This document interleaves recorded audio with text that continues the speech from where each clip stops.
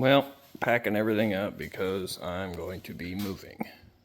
But I want to be able to continue working as long as I can, right up until we got to go. So I'm going to make like a little portable workstation. Now the welder's already pretty self-contained. It's got its cart, plasma cutter on there. Everything's pretty easy to load up and put into storage. But my grinders and all that crap aren't. So I still want to be able to use those. And then when it comes time to load them up, have it be kind of in one nice little neat thing. Basically a knife making station is what I'm making. And yeah, that's what I'm doing in this video. So I hope you guys enjoy.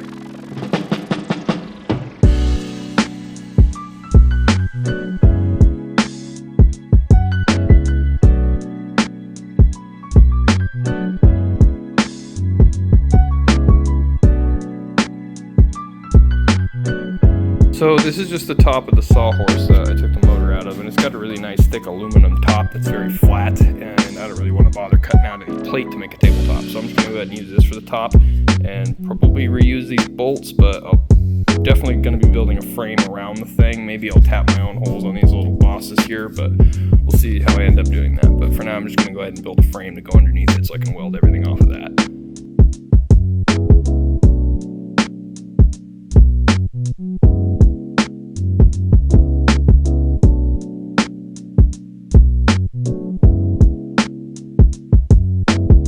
I got the pieces cut out to length, and I kind of just mocked it up to see if it was going to fit. Now I'm going to go ahead and grind all the ends, prep everything. I didn't do 45s, I just went ahead and cut open ends because, I mean, part of it's laziness, but the other part is I like to kind of stuff pliers and stuff into these holes when I build tables and things, so it's just handy. I mean, I could probably come up with some fancier storage solution, but that has been what I've done for a long time, and I just continue to do that, so I'll just leave it like that.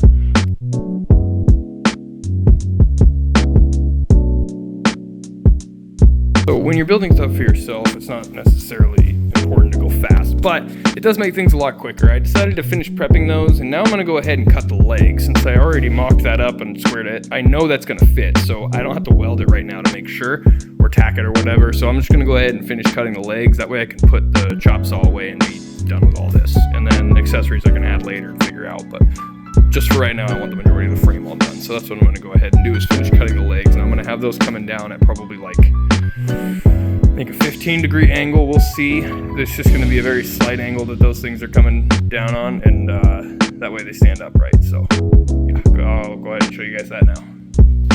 So before I start on the legs, I figured I'd just show you what I'm doing. I don't know if that's actually 15 degrees, but I got a 15-degree mark on my chop saw. What I did was I nipped off the end there.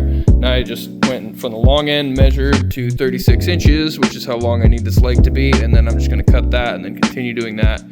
I could probably get 3 out of this, maybe 4. I don't think I can get 4 out of this, but 3, 6, 9. Yeah, no, I can only get 3, but because it's a 10-foot piece. Anyways, that's just going to make this a lot easier going down, and then if I have to trim them up to even them out, I will, or leveling it out later on, I'll go ahead and do that. But this is just going to be a quick and easy way to get all these legs to sit at the right angle up top, and also have the foot be level with the ground instead of having to trim that after the fact. So just a little tip. If you guys are enjoying this video so far, please remember to like and subscribe. It really helps. Thanks.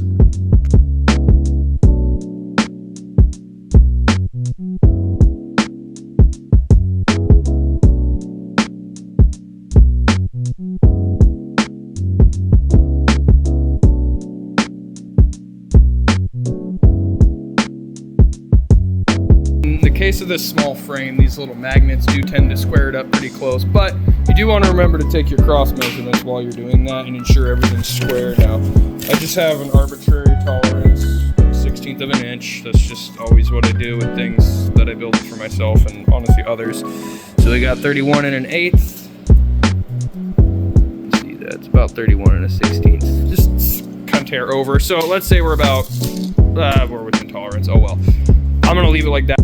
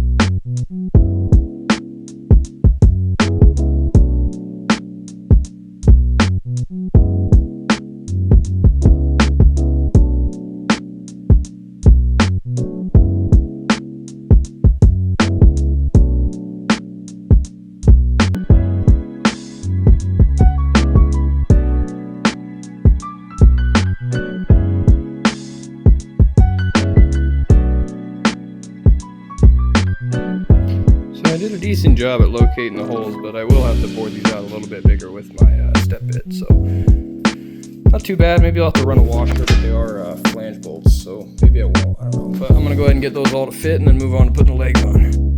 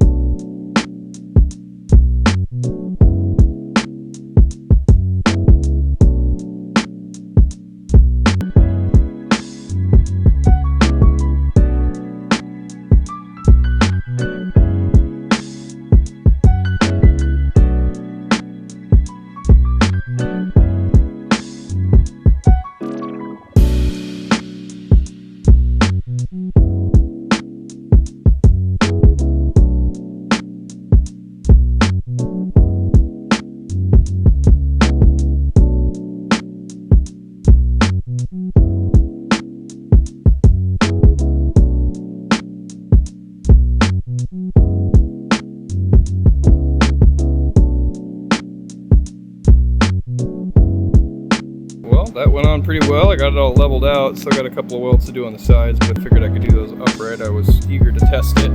I had a foot welded on here because when I first did it, it wasn't level, and then when I straightened everything out, or when I flipped it back upside down to finish welding, I noticed that this leg wasn't straight. So straighten that out. Actually, both of them weren't straight, so I went ahead and straightened everything out, and now it's pretty much level. It's got maybe like a tiny bit of play. That could also be the dust, so I'll figure that out probably just by a couple tacks in the bottom, maybe throw a washer under there, but that'll be good to go for me. Other than that, yeah, I'm basically ready to finish welding, and it's okay to make mistakes, especially when you own an angle grinder. And as far as positioning the grinder is to have them in sort of like a triangle from each other, so that way none of them really get in the way of the path of the travel of the other one, and that way I can just have sort of like a 360 access to a grinding bench.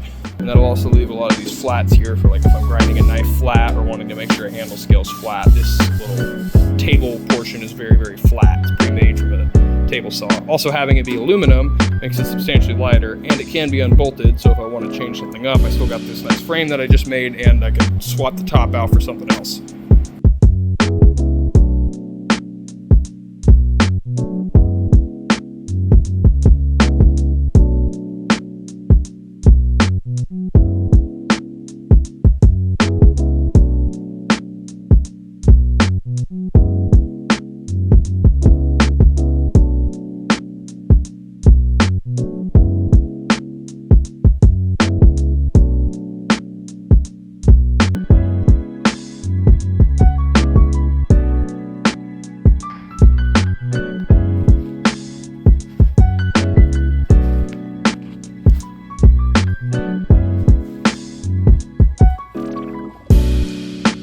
After making sure stuff like this, like the intake vent isn't going to be right with that thing's throwing sparks, same thing with all the bench grinder and the 4x30. So I'd say that thing's pretty rigged up. Now I'm just going to go ahead and make little hangers for the belts and the extra tools. That bottom little piece is going to be a shelf eventually, probably not today though.